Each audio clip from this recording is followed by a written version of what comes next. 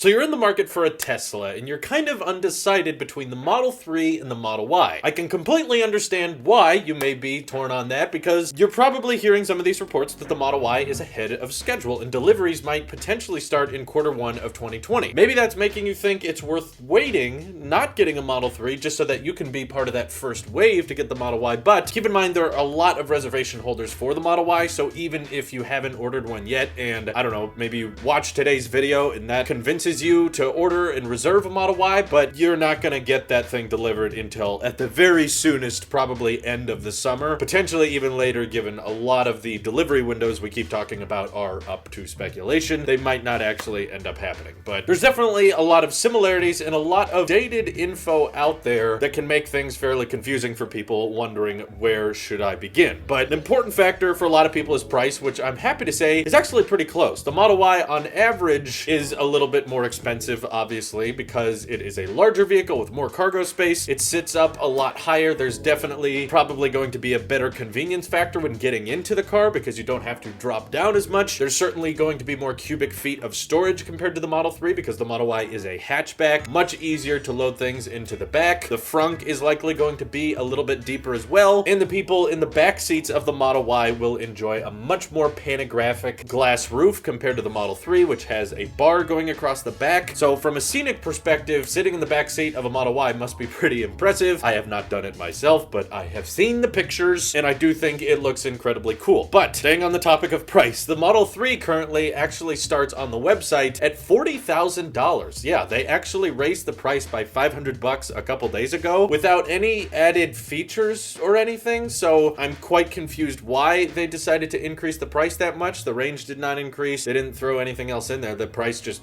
went up. But the price of the Model Y configurations you can get off of the site in reserve for yourself currently have not changed since the original Model Y event that was back in March. Very, very high chance of the prices changing before the actual launch, but currently they do not let you reserve a standard range or standard range plus option of the Model Y. But what they do have is something that the Model 3 no longer offers, which is a long-range rear-wheel drive. That starts at $48,000, which if you head over to the Model 3 long-range option, the cheapest one to get that 300 plus mile range on your Model 3, that actually costs closer to $49,000. Now, a lot of people may find that a little bit confusing, but to be fair, that is an all-wheel drive, whereas the Model Y gives you that option for just the rear wheel motor while still retaining that larger battery pack. Of course, if you'd like an all-motor design, they still offer that, but it's going to cost a little bit extra. On the Model Y site, that currently costs $52,000, and the Performance Model Y will cost you $61,000, which is quite a bit higher than the Model 3 Performance version, which starts at just $57,000. Now, if you care a lot about range in a vehicle, you'll notice that the Model 3 is clearly the winner. The long-range rear-wheel drive is currently the best range you can get with the Model Y, and that just maxes out at 300 miles. To be fair, though, there have been several software updates that have been sent out to the Model 3 to increase its range. That was able to allow the standard range plus option to go up by 10 miles. So before it was 240, now it's 250. And for the long range all-wheel drive Model 3, it went from 310 mile range to now 322. So actually 12 miles were added simply via a software update, allowing the motors to be better with power efficiency. Now that software update has not been added to the Model Y on the website. Those ranges have been set in stone ever since the event. So there's a good chance that maybe once the Model Y starts delivering, they'll update the ranges, and I'll be sure to cover all that once it starts happening. So aesthetics are a very personal preference thing, but the good news is that the interiors and exteriors of both of these cars, in my opinion, you may disagree with me, but in my opinion, they both look very nice. I have had extensive experience with a Model 3, and the Model Y interior appears to be almost identical in every single way. You've still got that 15-inch display in the front, which is going to be controlling most of the car's mechanics. And while the Model Y does have an option for a 7-seat interior, that's reportedly not going into production until 2021. But again, the Model Y is ahead of schedule, so I think there's a decent chance that the 7-seater option may be coming out by the end of next year. That's all speculation. There's no rumors to suggest that, but hopefully in the first quarter of 2020, Tesla will start letting people reserve the standard range option, which Tesla stated they would like to start at $39,000 with a range of 230 miles. So not a great range compared to the rest of the Tesla lineup, but given you'll be able to have a 7-seater option with this vehicle, it's still a hatchback, but you don't have to pay the whopping $80,000 that you have to pay for a Model X. Beautiful car, amazing Falcon doors. I love that vehicle, but but honestly, you could buy 2 Model Ys for the price of 1 Model X to give you that kind of perspective, and any range over 200 miles is honestly not that bad. It's just that over time, if you plan on driving this vehicle a lot for many, many years, that range will get worse with time, and once your battery pack gets below 200 miles, then I think it's fair to say you're kind of limited in how far you can go with road trips and that kind of thing. But for driving around town and things like that, there's nothing wrong with the range. But I do find it quite bizarre that the cheapest Model 3 you can buy right now starts at $40,000,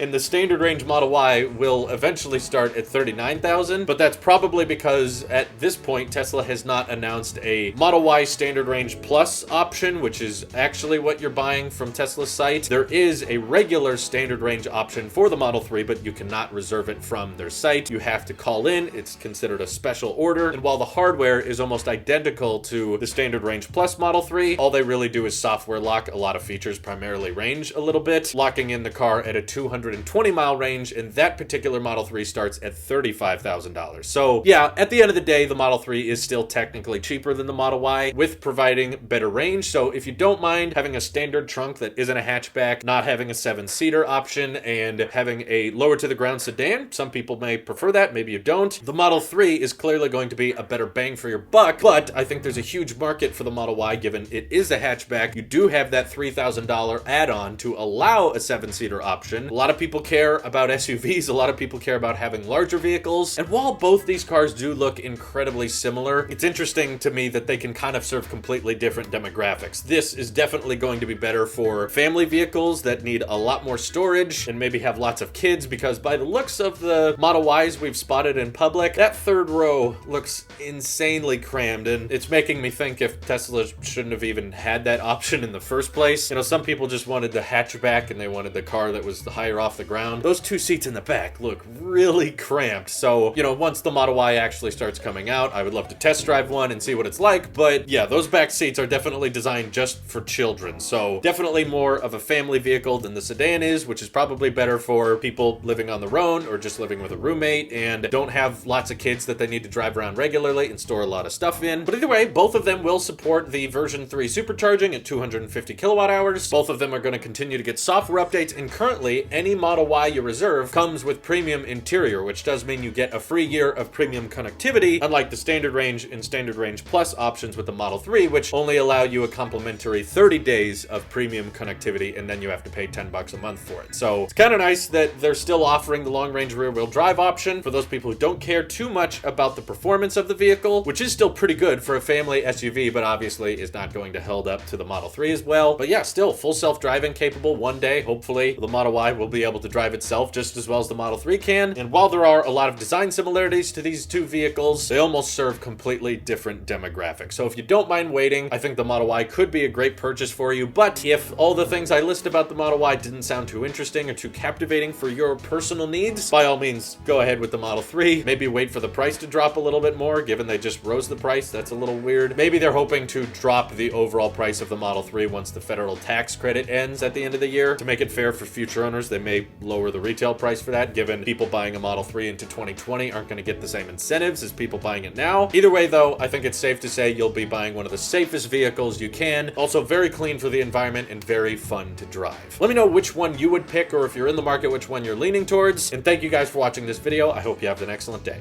Take care.